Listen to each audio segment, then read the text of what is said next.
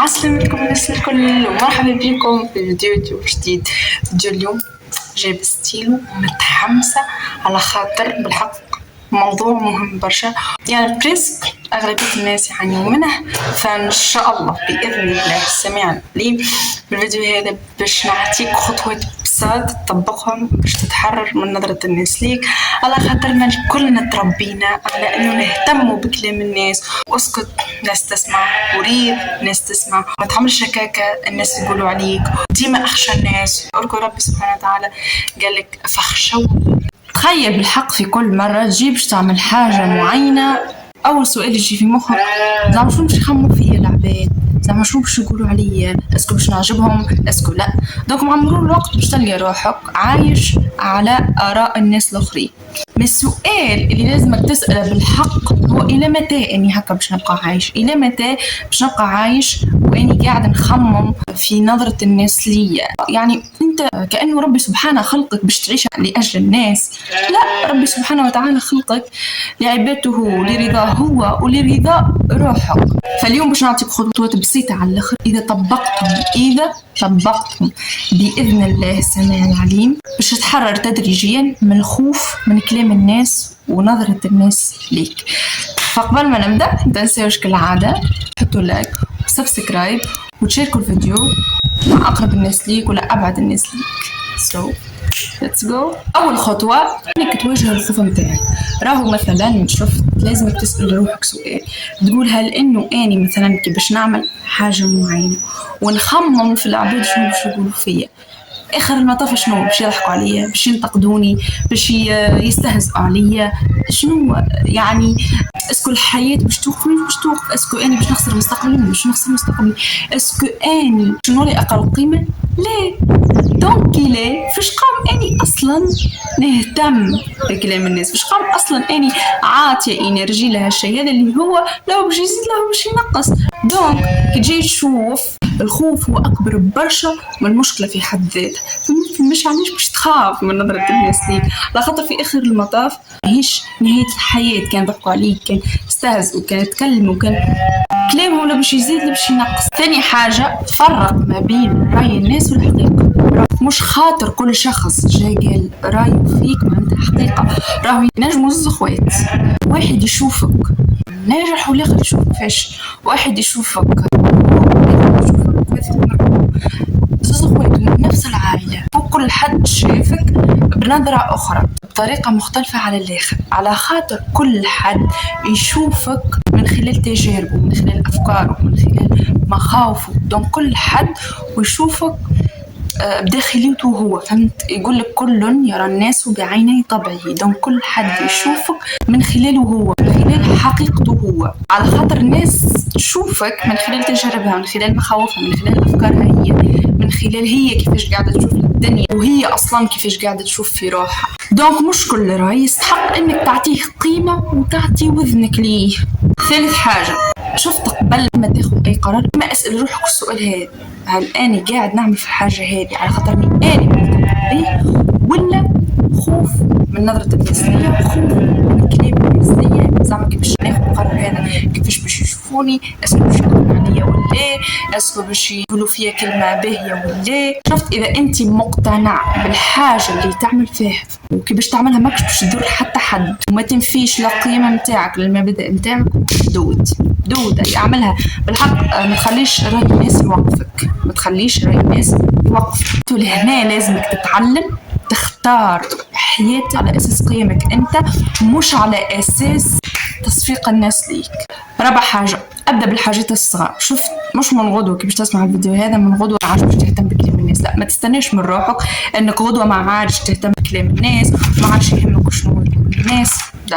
أبدأ بالحاجات الصغار، هديت صغار، مثلا إنك تلبس لبسة معينة، تفكر ولا من غير ما تسأل العباد اسكو عجبتكم لبستي، اسكو ما عجبتكمش، لا، يعني البس لبسه ومن غير ما تخمم اصلا الناس باش تعجبهم ولا. مثلا عبر على رايك باحترام حتى ولا كان مختلف، مش لازم ارائنا الكل كيف مش اذا مثلا الناس الكل يقولوا في نفس الكلام لازمني اني نقول نفس الكلام، لا، عبر على رايك بكل حريه بكل احترام حتى ولو كان مختلف عن الناس الاخرين. قول لي الحاجة ما تناسبكش، مثلا اعمل حاجة من غير ما تستنى موافقة شكون. الحاجات هذوما يظهروا بساط، اما بالحق سنسوق بشوية بشوية ما عادش تهتم في نظرة الناس ليك، ما عادش تخمم اصلا كيفاش الناس قاعدين يشوفوا فيك. شفت في كل مرة تعمل حاجة انت كنت خايف منها، مخك بشوي بشوي يتعلم انك انت في امان حتى كان الناس ما وافقوكش. يتعلم انه سيبون انا الحمد لله يا ربي في امان، انا نجم ناخذ قراراتي بروحي، نجم نعمل اللي نحب، نجم نلبس اللي نحب حتى كان الناس ما عجبتهمش، وحتى كان الناس ما عطونيش فاليديشن. توقف عن محاولة ارضاء الجميع. فما مقولة تعجبني هكا الربية ديما نحطها للناس هكا في جبهتهم: رضاء الناس غاية لن ولم تدرك. هي يقولوا رضاء الناس غاية لا تدرك، أني زدتها رضاء الناس غاية لن ولم تدرك. يعني حتى حد فينا ما ينجم يدرك، ما ينجم يرضي العباد الكل، ما تنجمش باللي باش تحاول. شفت إذا مثلا حبيت تبدل روحك فما عباد باش تعجبهم، فما عباد ماكش باش تعجبهم. دونك إذا مثلا نجحت باش يقولوا ضربة حظ، إذا فشلت باش يقولوا هذا فاشل، سكت باش يقولوا هذا ضعيف ما يعرفش يحكي، إذا تكلمت باش يقولوا هذا قاعد يوري في روحه وقاعد يلفت الانتباه. دونك في الحالات الكل العباد باش تحكي، هي باش تحكي. يعني في الحالات الكل إذا عملت الباهي باش تحكي، إذا عملت الخايب باش تحكي، فخلها تحكي واعمل وعيش حياتك باللي انتي مقتنع به. سادس حاجة، اختار شكون تسمع. شفتوا التحرر من نظرة الناس ليك مش معناها ما عادش تسمع لحد حد، لا. إذا مثلا عبد تحبه، عبد تثق فيه، عبد تعرف إنه هو بالحق يحب لك الخير، عبد تعرف إنه كي باش ينصحك في حاجة عنده خبرة فيها مش يحكي من فراغ هكاك، اسمع له. إذا كان في المواصفات هذه اسمع له واعطي وذنك ليه وركز معاه بالحق. كي ينتقدك اسمع رايه، احترم رايه وامشي برايه. مثلا كما والديك، كما أبوك، امبوسيبل يعني رايهم باش يكون فيه مصلحة لهم ولا رايهم باش يكون مضرة ليك، لا. حتى كان شفتوا مثلا نصحوك بطريقة ما هيش باهي، حاول انك تاخذ الباهي وتنحي الخايب. مثلا اصحابك فعلا اذا ثم صاحب فعل وقول اسمه كي يجي مثلا ينصحك وتعرف انه فعلا هو يحب لك الخير، اعطي وذنك ليه واحترم رايه وامشي بيه.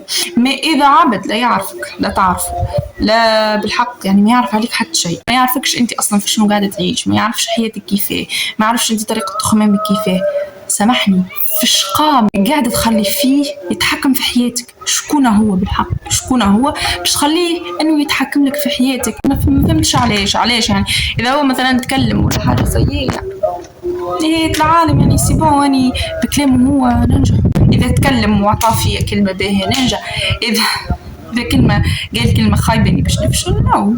دونك فيش قام نعطي فيه في المفتاح انه باش يتحكم لي في حياتي. دونك بلاش بيه الرأي هذا. شفت حتى كان اسمع منه وخرج منه، دخل منه وخرج منه. ولا اخر حاجة واللي هي ذكر راهو الناس لا هي برواحها ولا هي بحياتها اكثر من اللي تتصور.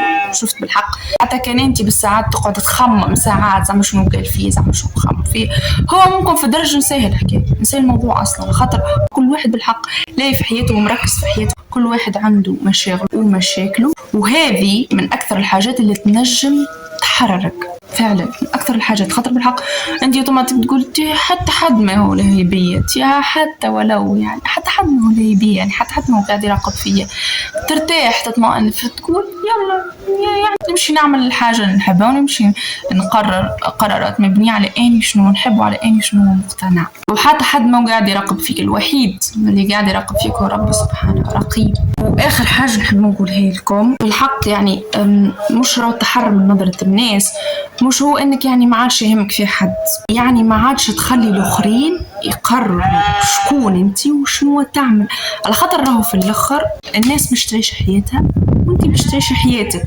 توصلش روحك في الاخر تسأل روحك تقول علاش ما عشتش الحياة اللي اني حابب عليها، يعني ما عشتش حياتي كيماني نحب.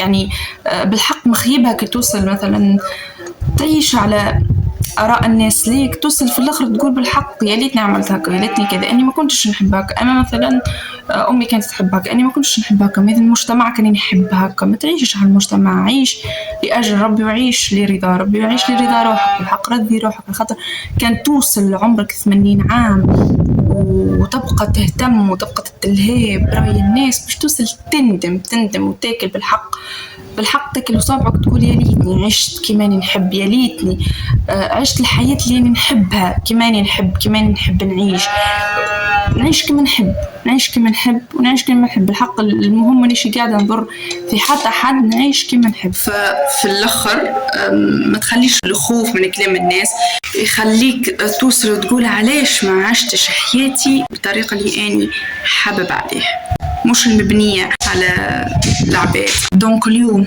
أبدأ بحاجة صغيرة، أبدأ بقرار واحد، قرار أنت مقتنع به وأنت حابب عليه وشارع عليه، مش بقرار مش نعجب الناس، لا. وتذكر في الآخر مش لازم الناس الكل تفهمك، يكفي أنك أنت تفهم روحك. فولو هاكا نكون وصلنا لنهاية الفيديو. يا رب إن شاء الله يكون نفعكم وفاتكم. إذا عجبكم ما تنسوش تبعوا أصحابكم اللي ياسر عندهم هاكا الواسم متاع لهوة الناس بيهم، وحطوا لايك وعملوا سبسكرايب باش يوصلكم كل فيديو جديد. يعني أنهبتوا. يلا باي.